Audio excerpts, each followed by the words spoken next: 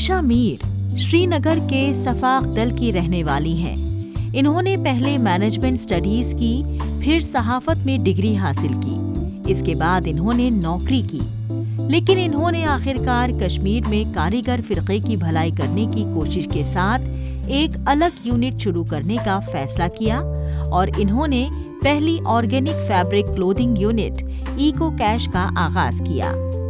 इनका टिकाऊ fashion brand न सिर्फ माहौलियात के मुनासिब लिबास को बढ़ावा देता है, बल्कि कश्मीर के रिवायती हैंडीक्राफ्ट को भी फरोग देता है। हमने जो एक मुहिम, जो हमारा विजन था, एक एम जो हम लेके चलेंगे, वो ये था कि जो हमारे आर्टिजन्स हैं उनको एक फेयर प्राइस प्लेटफॉर्म हम दें, क्योंकि जो हमारा आर्ट है अभी उसका एक मेजर रीज़न यही है कि आर्टिज़न को सही उसके काम का एक वो लेबर चार्ज उसको सही से नहीं मिलता है, तो वो प्रेफर करेगा कि मैं मजदूरी करूँ रादर देन कि ये आर्ट को, क्योंकि एक दिल ही लगाव होता है इस आर्ट के साथ। लेकिन जब आपका घर ही नहीं चल रहा है इस चीज़ से, तो आप चाहेंगे कि वो ऐसा काम करें जिससे उनको कुछ मिले, रोज़ी रोटी उनकी चले, उनके बच्चों क्योंकि खर्चात भी बहुत ज़्यादा बढ़ चुके हैं। तो इस चीज़ यही हमारा आगे का यही हमारा एम है कि ज़्यादा से ज़्यादा हमारे साथ आर्टिजन्स जुड़े। इंशा मीर की ख्वाहिश थी कि ये कश्मीर की तहजीब व तमद्दुन को बढ़ावा दें। अक्टूबर 2021 में इको कैश को लॉन्च किया गया। ये लिबास कार्बनिक लिबास, कुदरती रंगों और कश्मीरी हैंडीक्राफ्ट का एक मजमुआ है। इंशा कौमी और बैनुल-अक़वामी बाजार में मौजूदगी दर्ज कराने में कामयाब रही हैं। इंशा मीर को ये आइडिया नरोपा फेलोशिप से मिला, जो कि कारोबार और लीडरशिप में 1 साल का पोस्ट ग्रेजुएट तालीमी प्रोग्राम है। नरोपा फेलोशिप इंशा मीर के करियर का टर्निंग पॉइंट बनी। फेलोशिप करने गई तो इस विजन से गई कि मुझे हमेशा से अपने लोगों के लिए कुछ करना है, अपने आर्ट, अपने स्किल, अपने तहजीब व तमद्दुन को उसको बढ़ावा देने के लिए कुछ करना है। और उसी में मैं इसी कॉन्सेप्ट को लेके गई थी, to revive the handicraft of Kashmir, the authentic handicraft of Kashmir, जो है, जो मीरास हमारी रही है। और जब मैं वहाँ चली गई तो मुझे पता चला अपने क्लासेस दे के, अपने प्रोफेसर से बात करके, कि हम लोग जो है अभी हमारे एनवायरनमेंट पे बहुत असर पड़ रहा है, जो कि मेरा हमेशा से एक इंटरेस्ट रहा है, एक एरिया ऑफ इंटरेस्ट था।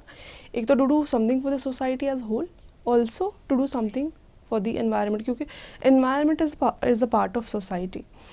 तो वहाँ पे हमने कुछ रिसर्च करने के बाद ये फिगर आउट किया कि एक ऐसी चीज़ भी है जो हम कपड़े पहनते हैं, उसका एक बहुत बड़ा रोल है हमारी एनवायरनमेंट को डिग्रेड करने में। नरोपा फेलोशिप की मुद्दत के दौरान इन्होंने अपने आइडिया को एक कारोबारी रितेश अग्रवाल के सामने रखा, जो ओयो रूम्स के बानी और सीईओ हैं, जिन्होंने दीगर 4 स्टार्टअप्स के बीच इनके ब्रांड को गैर इक्विटी ग्रांट देकर पहचान दी और इसकी हिमायत की। लोग अक्सर इस ऑर्गेनिक सस्टेनेबल फैशन को महंगा मानते हैं, लेकिन इनका ब्रांड किफायती और लंबे वक्त तक चलने वाला है। इनके पास टिकाऊ फैशन के वादे के साथ अपने कस्टमर्स के लिए एक किफायती कलेक्शन है। अगर आप अपने लोकल में कश्मीरियों की बात करूं, उससे ज़्यादा मुझे बाहर वालों से बहुत सपोर्ट मिला, बिकॉज़ बाहर बहुत एक रुझान बना है आजकल, एक बहुत ट्रेंड है, दे value handicrafts. So when I was pursuing this fellowship, during that phase, we were supported by OYO CEO Ritesh Agarwal. तो उनके थ्रू हमको बहुत सपोर्ट मिला, मॉनेटरली सपोर्ट भी मिला, एंड उनके थ्रू हमको ये भी मिला कि that it is a potential business model. So that gave us an edge. We were firm on our concept कि हमको ये करना है। लेकिन जब आपको कोई सपोर्ट करता है ना, जब आपको कोई बताता है कि नहीं आप सही पाथ पे चल रहे हो, तो आपको जाना चाहिए, तो वो एक बहुत बड़ा पुश होता है आपके लिए कि नहीं आप करना ही करना है। तो वो सपोर्ट हमको बहुत मिला था।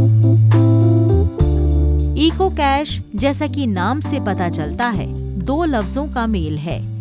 इको का मतलब माहौलियात की मुनासबत से और कैश कश्मीर के लिए खान पान। इनका ब्रांड 100% टिकाऊ लिबास मुहैया करता है। ब्रांड अलग अलग तरह के सूती लिबास मुहैया करता है, जिसमें ऑर्गेनिक कपास, खादी हथकरघा कपास, हथकरघा कपास और कॉर्डरॉय कपास शामिल हैं।